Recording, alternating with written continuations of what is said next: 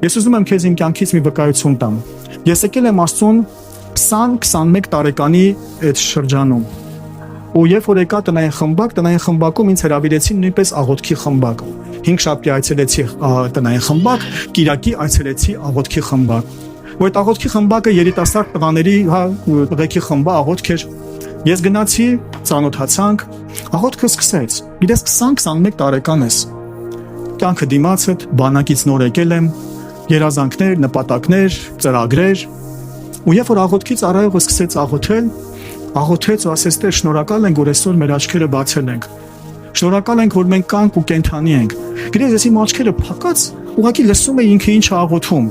Կարելի ասել համարյա աշխարհիկ, նոր սիրտս բացել եմ Տիրոջը, լիք աշխարհիկ արժեքներ կա դեռ ներսում, բայց մտածում ասում,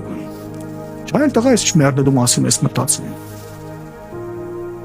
Ու աղոթում եմ աղոթքի պատասխանատուն. «Տեր, շնորհակալ ենք, որ կանք։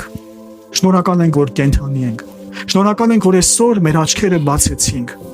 Ու աղոթքի ժամանակ ինքը առաջնորդեց ու ասեց. «Տեր,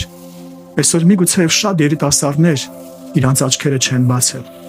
Շատ մարդիկ միգուցե այսօր չեն արթնացել,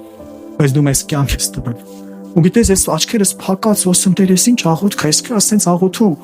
Ու գիտես, Տերը ինձ մտովի այդ րոպեին Սուրբ Հոգին էր, ինձ հիշեցրեց երիտասարդ մահեր,